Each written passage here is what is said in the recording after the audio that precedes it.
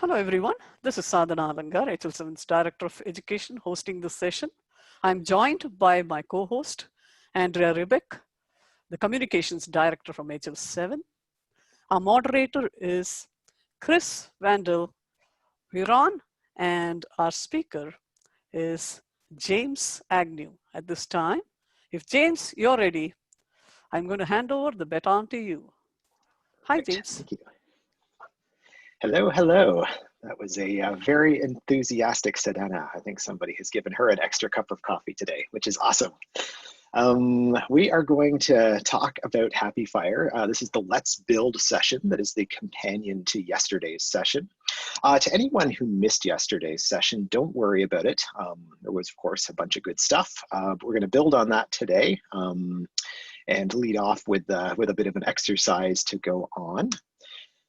So I will start by saying this presentation, of course, will be made available. I mean, it's available now if you want to grab the link there. If you don't want to grab it, do it right now. Don't worry about it. I am going to close by putting that link back up.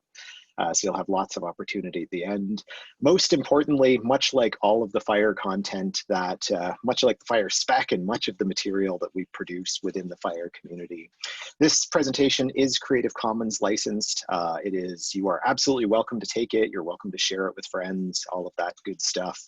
And all of the code that we're going to talk about today is all licensed in Apache 2 as well. So everything we're talking about is completely open, and we do love for you to take this content and share it. Big fans of that stuff. So yesterday, for anyone who wasn't with us, we did a quick sort of scratch the surface of how the parser works, the client, how the facade server works, and how the JPA server storage engine works. And I left you guys with an exercise, just a couple of sort of getting to know the servers and the clients and how that stuff worked. What we're going to do today is dive into the new Interceptor framework. This isn't the first time we've spoken about it, of course, but I'm going to try and give you a bit more detail on how interceptors work in HAPI, because they are the heart of really all the interesting stuff you would ever want to do. We're going to take a look at how security works, and specifically our authorization interceptor. We'll spend some time playing with that. We're going to talk about a brand new feature that was just released in our May release called Partitioning Multitenancy. This is an often requested thing that has just come out. And finally, we'll have a Let's Build exercise for all of this. And the Let's Build exercise, I'm going to start it. We're not going to go through the whole thing together during this session because we won't have time, but I'm going to point you to it. I'm going to do the first couple of steps live, and then I'm going to leave you with it. And just to give you lots of, I don't know, to get you excited about it. It does go through step by step how to turn on the authorization interceptor and secure your server. It also goes into partitioning and multi-tenancy. So you're going to set up a little multi-tenant HAPI JPA server, which is pretty fun. I will also mention I'm doing an office hours session from 4:15 to 4:45 today. So please, if you've got more questions than we can get to at the end, by all means, come to that session, which is in, I guess, about 2 hours from now. So that's awesome. And then, of course, at 5 and more importantly at 6:20, we will be at the Toronto Virtual Pub. So big shout out to that. Everyone come and get drunk Canadian style. So interceptors, let's talk about this for a bit. Interceptors have existed in HAPI since really the dawn of time. They were added a long time ago. But for the longest time, they were a fairly inflexible framework. They provided a mechanism to hook into a couple of points of HAPI, but didn't have a lot of flexibility to them. We rewrote this framework about a year ago. At least we started rewriting it about a year ago and finished that maybe 6 months ago. And the net result is a completely redone interceptor framework, which is super powerful and really pretty fun to use as a developer. The idea with interceptors is that everything you do in HAPI is a life cycle, whether you're a client making a request out or a server answering or a storage engine processing something. There's a life cycle that sort of goes with whatever it is you're doing. And interceptors allow you to write your own code that hooks into those various points in the life cycle and add your own logic, add your own workflows, add your own security, whatever the thing is, into the flow. And it's kind of a neat little framework that lets you do that stuff. Just by way of illustration, this is the client request lifecycle. So this is you've written some code, you're making an outgoing call. In this example, we're doing an update operation to some server out in the cloud somewhere. The way that HAPI works internally, of course, is it's going around this little loop of things it does and ultimately returning control to your application. Every one of these points is what we call a point cut in HAPI's Interceptor framework. And you can use that for all kinds of purposes. You could use interceptors, for example, to mask data on the way out, or add headers, or log things, or maybe sanitize or transmogrify the response before you parse it, or something like that. So all kinds of little points in the processing loop, you can add your own logic, which is fun. We have a couple of built-in interceptors. This isn't the only way to use the framework. I'm going to get into writing your own in a minute, but we do ship a couple. I won't spend too much time talking about the client ones because that's not our main focus today, but there are a couple, and a link to the docs here will take you to those. Using these interceptors is easy. All you really need to do is call this register interceptor method on a client object.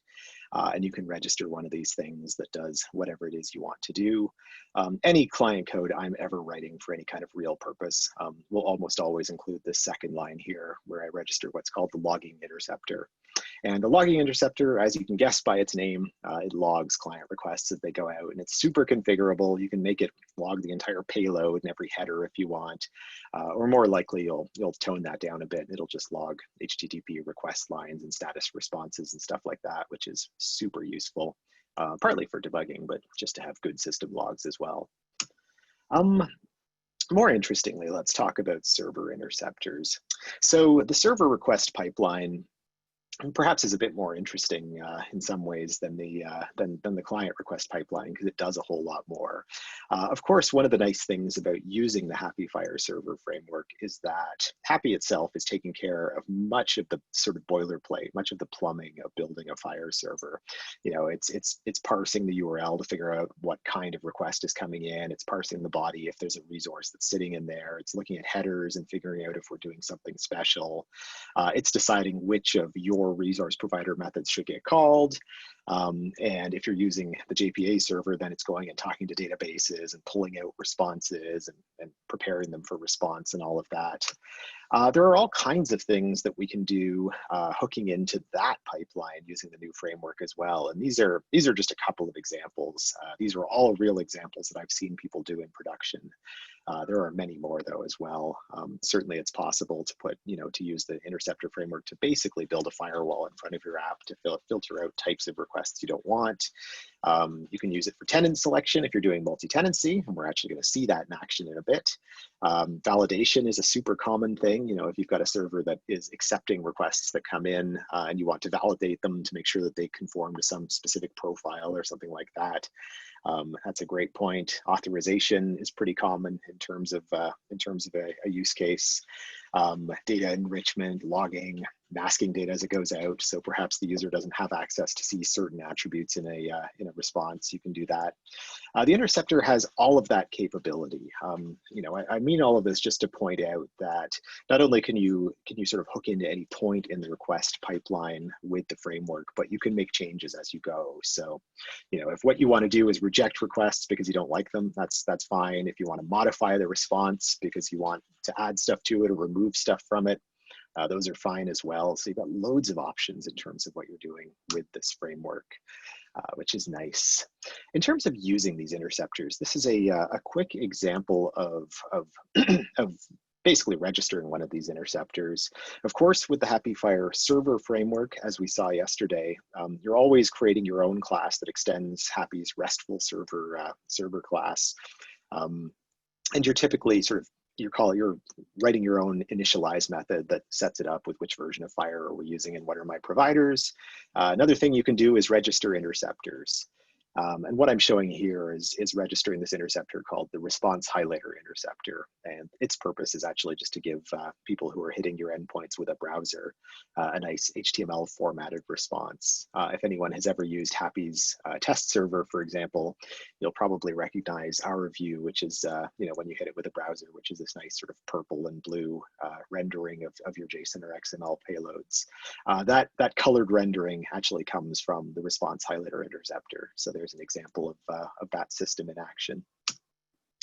The framework comes with a whole bunch of built-in interceptors for all kinds of purposes. Much like on the client framework, we've got this log interceptor, which is super useful. I will almost always use it in servers we're building just because it's super flexible. You can build all kinds of access logs with it, which is nice. We've got request and response validating interceptors, which we'll see in the Let's Build section, which is good. I just spoke about this one. And we've got the authorization interceptor, which we'll cover in just a second as well. So those are a few examples of built-in interceptors that come with HAPI. You can also, of course, write your own interceptors. And what I'm showing you here is a simple example. So this is a fully functioning interceptor. I'm calling it logging interceptor because this is just kind of a nice hello world example. Of course, if you need logging, it makes sense to use HAPI's built-in logging interceptor, but you could, of course, write your own. And this is an example of one of those. Really, to make one of these things, there's only one thing that's required, actually. Your class can use this @interceptor annotation, but it's really just a marker. It's only for convenience, so it's optional. What you do need to have is at least one method in your class that's been annotated with this @hook annotation. An @hook basically states that this method should get called at a given point in the request pipeline. And in this case, we're hooking into a point in the request pipeline that's called client request. We call that a point cut. Point cut, some people will recognize as being a term from aspect-oriented programming. If you're not an AOP person, it doesn't matter. We'll just say that this is a specific point in the request pipeline. I'm going to break out of these slides for 1 second and bring up the HAPI documentation. So this is our website. I'm clicking on documentation for a second. And if you're ever wondering, how do I know what point cut to use? The easiest possible way to find it, I'm going to go and look for interceptors. This is interceptors here. And I'm going to click on built-in server interceptors. It's the very last page. And I bring this in, server point cuts. That's what I meant to click on. I love bringing this up just because I think this diagram looks really cool. So I like looking at it. I'm not going to go through all of it right now, and I suspect it's probably a little bit small on your screen to see anyway, but I'd say come back here at some point and have a look at it. The point that I want to make is that any point in the entire processing pipeline of requests, this thing lists out what are the specific point cuts you've got. And actually, there are even links here that take you to the documentation. I discovered they don't work when they're in this view. I need to figure out why, but if I click on the document, I can't even do that now. Oh, no, I can. If you click on it and open the entire image in a new tab, these actually become links even. So if I want to know more about the server incoming request pre-processed, I can click on, oh man. Oh well, that's the first rule of doing demos, of course. Something was bound not to work. I'll figure out why that wasn't working later. But normally you can click on those links and you'll get taken to a Java doc for those things. Man, I'm bummed that's not working, but oh well. Interceptors can declare what order they run in. This is kind of an interesting new feature of the interceptor framework. The previous framework, it was all dependent on which order you registered things in, which made things kind of arbitrary. But these days you can say that I want all of my methods to run at this order. If you put it in the @interceptor annotation, or if you put it in the hook, you can order things by individual methods. And if you browse our source and have a look at some of our built-in interceptors, you'll see that we use this pretty extensively to make sure that we get a sensible ordering for the millions of interceptors you might choose to register. The point cut it's basically a Java enum that lists out all of our different point cuts. They're sort of broken up into a bunch of broad categories for different sort of types of point cuts we've got. I'm not going to go through these right now. I will say it's well worth looking at the Java doc for the point cut annotation because it's got tons of, we put a lot of work into the details on that. So lots of good use there. All right. I will also mention when you register interceptors, there's a couple of, we call them scopes. You can put them in a couple of places against the interceptor service, which is where you register these things. Generally speaking, you'll almost always register as a normal interceptor, which just means it'll get called every time whatever that point cut is happens. We do have this concept of a thread local interceptor. This is mostly useful for clients, and you would do that in cases where you don't want every client request to get logged. You just want the one that you're about to make in your current thread to get logged. That's a common thing. And if you're writing test code, sometimes it's really useful to not have to define classes for specific things, but just to use anonymous lambdas instead. So we do have a mechanism that uses those as well, mostly intended for testing, but I have seen people use it for production purposes as well. So there we go. What am I doing for time? Good, still got 25 minutes. Excellent. So let's talk about security for a little bit. We have this one interceptor, which is not like the others almost, because it's just so much more powerful. It's huge, called the Authorization Interceptor. A question that we often get with HAPI is how do I OAuth, or how do I SAML, or how do I add role-based security? Any of those things. You know, what's the mechanism for turning on HAPI as a smart on FHIR server? And the answer there is that there is a lot to do in terms of infrastructure to get a full-blown smart on FHIR infrastructure going. You do need, you know, you're going to need a user directory. You're going to need some mechanism for editing users and all of that stuff. And all of that is well beyond the scope of HAPI. But what we do provide is this mechanism where if you can come up with a way for knowing who your user is and what they should do, you can declaratively state what permissions they should be allowed to have. In other words, I might, as a part of code that I write, I might look at a header that comes in, see that it's a bearer token, an OAuth2 bearer token, and decide, okay, based on that, I'm going to grant this user read-only access to one specific patient's worth of data. They can't see any other patients, they can't write any data, but this user is allowed to see that one patient's worth of data. That use case, of course, is super common these days because all the consumer APIs are probably the hottest topic we have in FHIR. So that use case is a very common one, and one that I've seen lots of people use Authorization Interceptor for in production situations. The point with all of this being, HAPI is not an OAuth2 framework. It's not issuing tokens. It doesn't even know how to parse those tokens. There are loads of great libraries for that in the Java ecosystem. What HAPI is the other side of that equation. It knows FHIR, so it knows how to enforce whatever rules you've come up with and make sure that people aren't breaking them. This is a simple example of using the Authorization Interceptor. It's a little bit light. In the real world, you'd have a bit more code than this, but I think it gets the basic point across.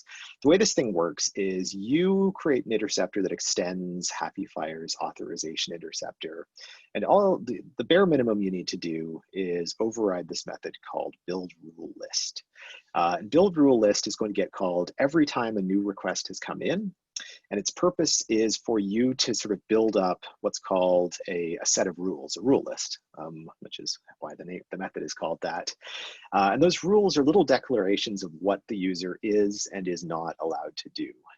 So in our example here, we're going to pull out the request header. We're pulling out an authorization header, and we're not showing it here, but you would probably then parse that header and make some, look it up in a user directory or do some introspection to figure out who the user was, depending on what your use case is. Don't show that part, but then what you're going to finish with is you're going to create a set of rules using this thing called Rule Builder. And the Rule Builder, what we're doing here, as you can kind of see from the way the code looks, we're going to allow this user to call the metadata. Basically, that's the capability statement. We're going to allow them to read every resource with any ID, so they're allowed complete carte blanche for reading. That's the use case we're going for here, I guess. And we're going to allow them write access, but we're going to only let them write observation resources that sit in the compartment of patient/123.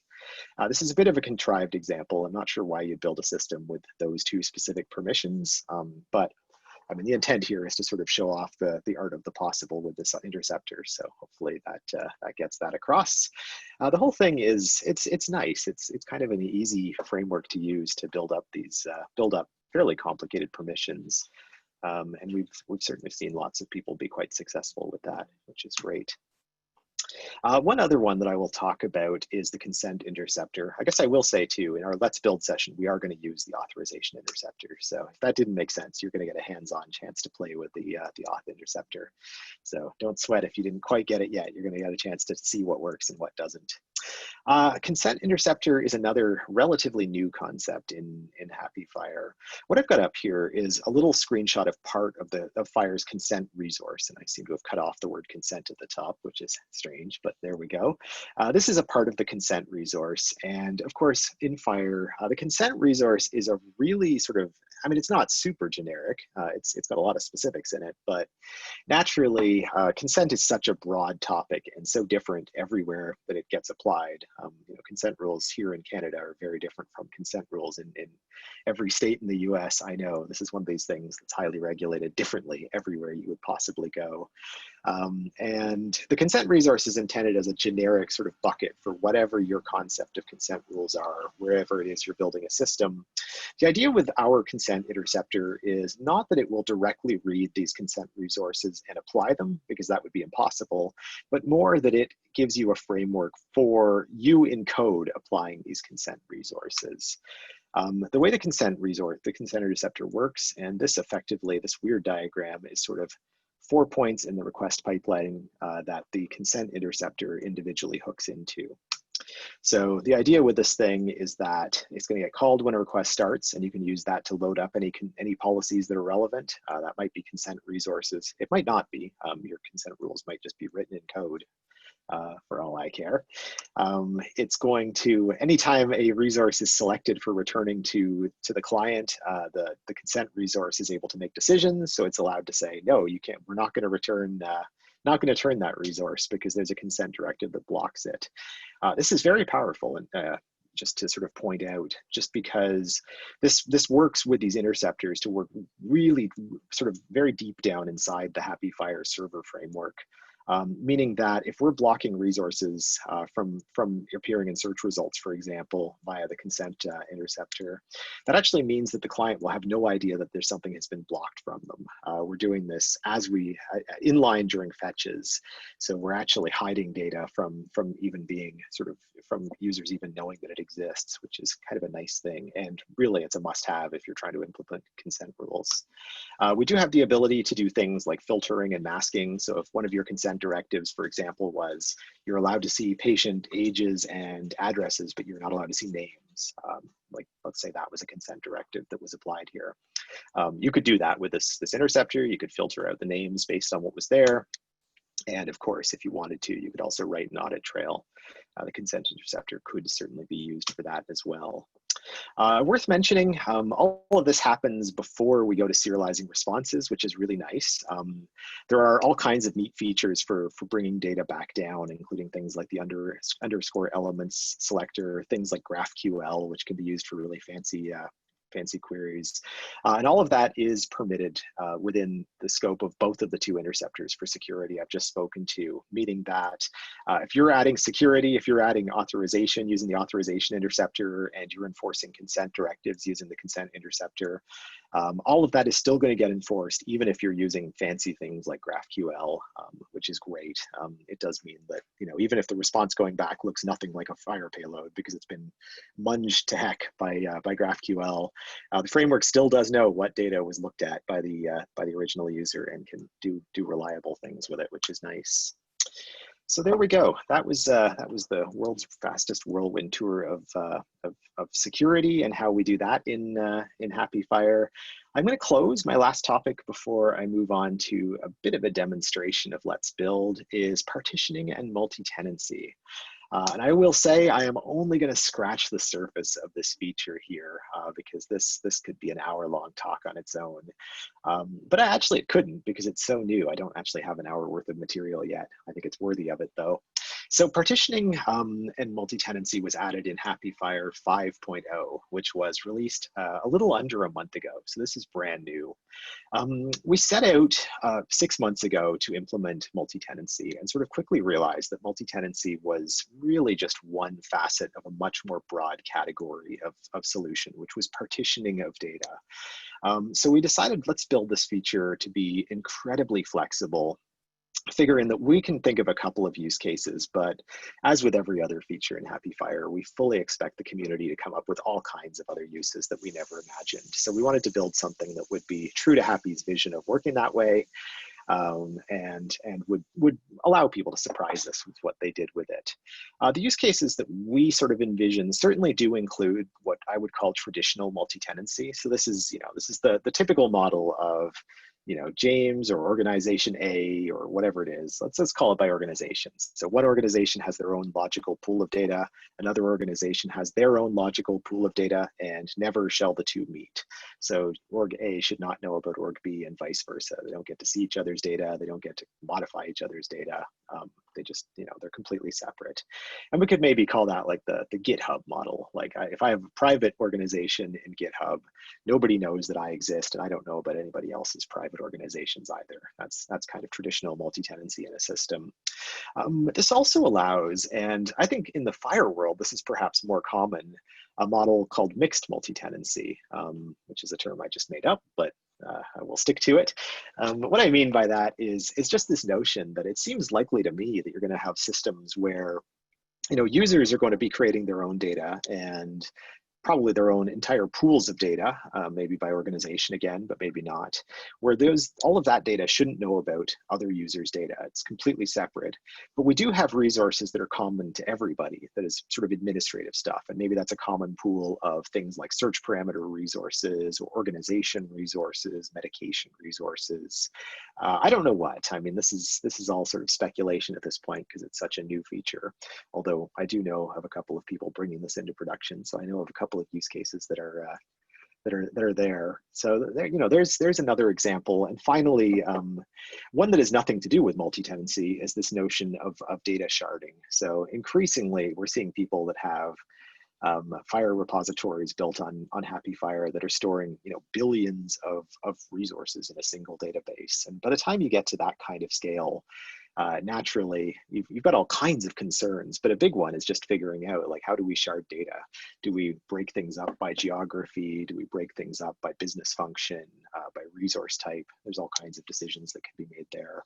And this feature is intended to allow you to do that type of solution as well, where you're not even using this for security reasons. You're using it for performance reasons, actually. The way this all works is we've effectively, it's really simple. Any table in our entire database schema that is resource specific, that is to say a row in that table is for one resource and one resource only, has got this new column called partition ID. And I'm showing a little tiny snippet of HAPI's database schema here. You can see that partition ID has been added to each of these three tables. It's in a whole bunch of other tables as well. Partly I have this up just to point out, do I have time? Yeah, I think I do, so I'll go there right now.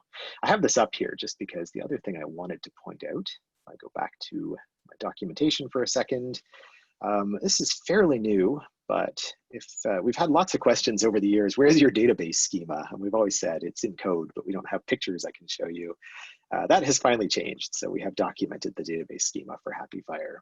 Not all of it yet, we're still working on it, but if anyone is interested in the database schema, some of it's there. The way that the partitioning works is, once again, using interceptors. We've added two new point cuts to the interceptor framework, specifically for partitioning. The first is this one called storage partition identify create, and that gets called every time a resource is being created, like basically a brand new resource is being inserted into the database. The other one is called storage partition identify read, and that will be invoked anytime we're about to do a read, a history, a search, anything that involves pulling data back out of the system. So, and these are kind of separate operations. The idea being that if for a truly multi-tenant type of system, you're probably, a user is always going to get the same partition identified, whether they're creating or reading data. That makes sense. But for all kinds of other use cases, you might decide that we're going to identify partitions when we create. But for read, we're just going to always allow the user to see all partitions. We might do something like that. And you've got that flexibility with this framework to organize things however it is you want to organize it. A simple example of multi-tenancy, and this is what we'll do in Let's Build, is you can set up a truly multi-tenant system where every every URL from your server has this added little bit, which is your tenant identifier. This is used, of course, to this is used sort of to identify which tenant we're accessing. And then, of course, you know, if we do a search in tenant A, we're only going to get results for resources that were stored in tenant A. Of course, without authorization on top of it, every user can look at every single tenant, so it doesn't actually accomplish much in terms of security. You've just got different logical buckets, which in some cases might be useful. But you can kind of see how you might pair this little bit of fun with the authorization interceptor, at which point you could actually make rules around user James is only allowed to see tenant A, or maybe he's allowed to see tenant A and B and C, but not D. However you want to organize things there, that is all doable with the authorization interceptor, which is good. So that takes me to the end of the slides and to Let's Build. I'm going to go on to actually show you the first little bit of what's on for Let's Build. I will say, if you missed yesterday and want to give it a shot, these first two, the client and server, there are some steps to go through there. There's some, it probably won't take more than 15 minutes to go through either of them, so they're pretty easy. But what we're going to talk about today is the JPA server. If you want to grab these slides incidentally, and I'll put this up again at the end just so you don't miss it, but this URL here is the bit.ly link to all of these slides. So lots of good stuff there. I am going to dive into the JPA server for a second. So I've gone to this project, which is we call this the JPA server starter project.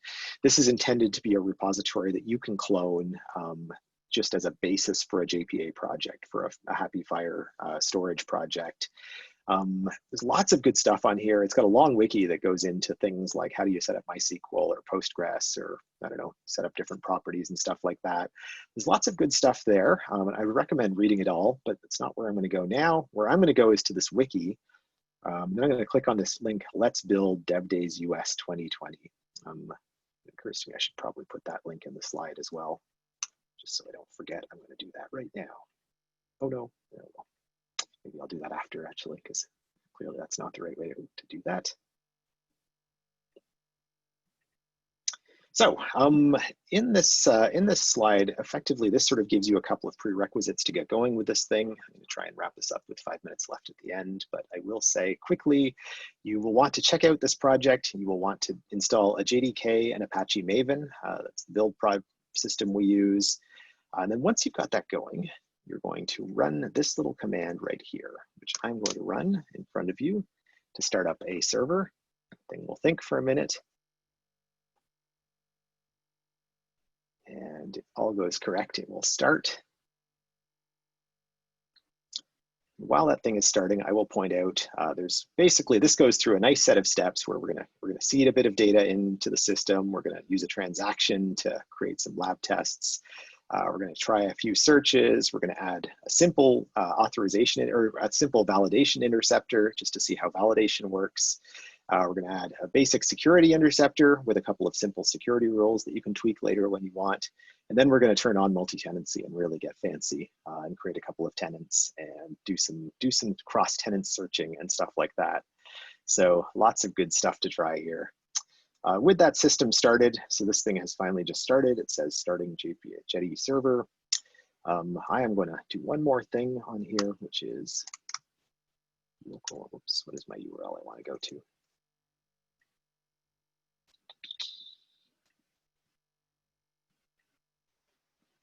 So I haven't even done this first section yet, so this isn't going to work, but it will show you how this thing will work.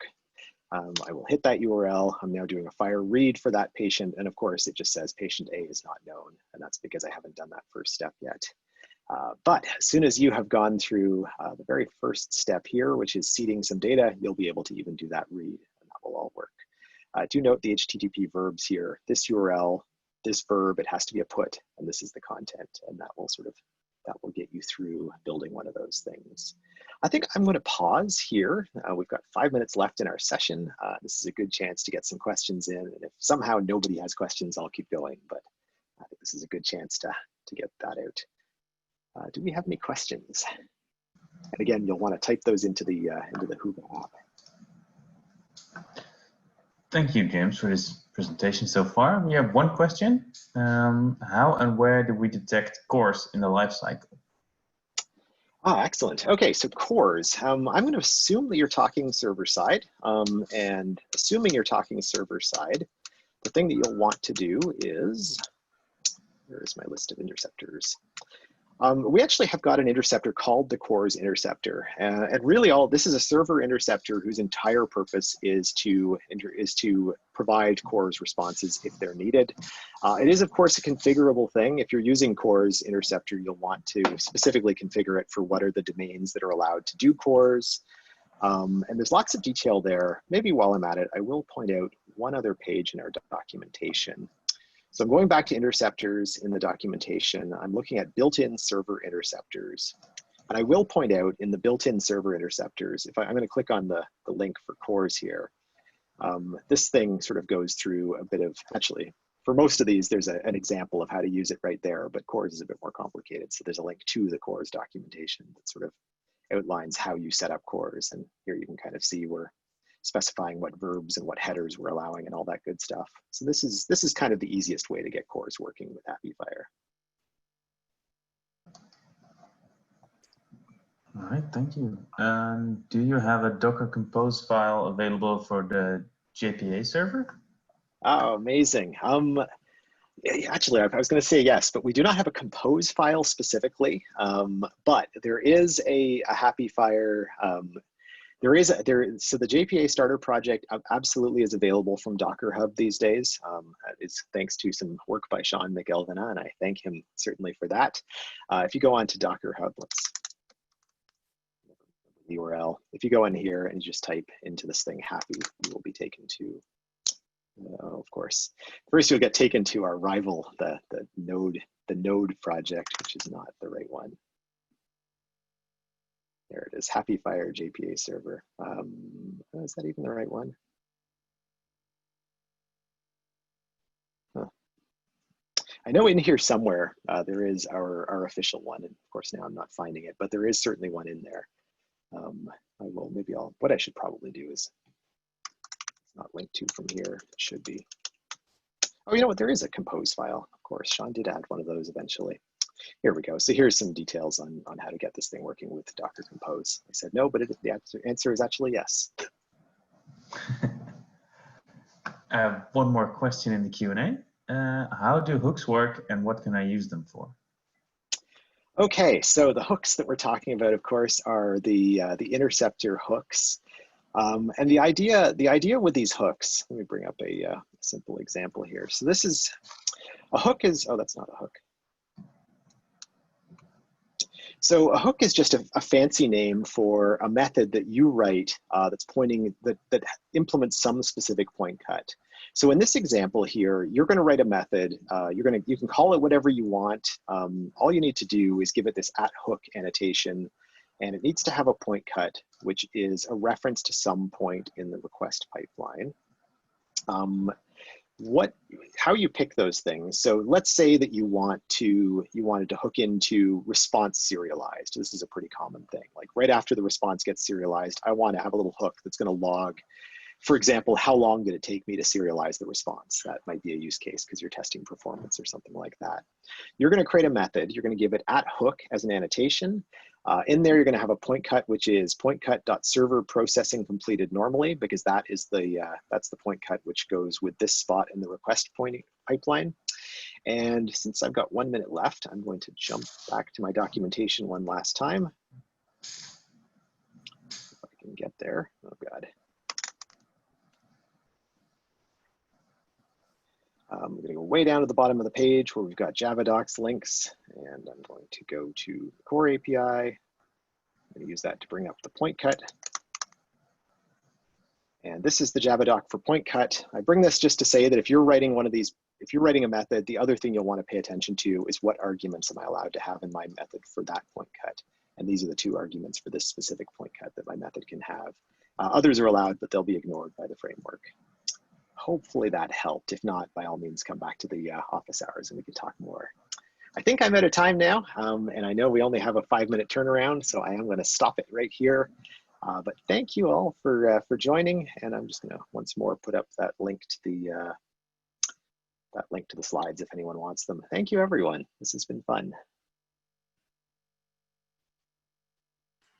Uh, Thank you so much, James. Excellent presentation, very interesting. And Matthias, great job on asking questions and moderating the question and answer session. For me, it is time to get that coffee, which James was talking about. So I think we'll end the session now. Thank you so much for joining. We'll see you in the next session. Till we meet again. Bye, everyone. Bye, James. Thank you. Bye, See you all at Matthias. the pub.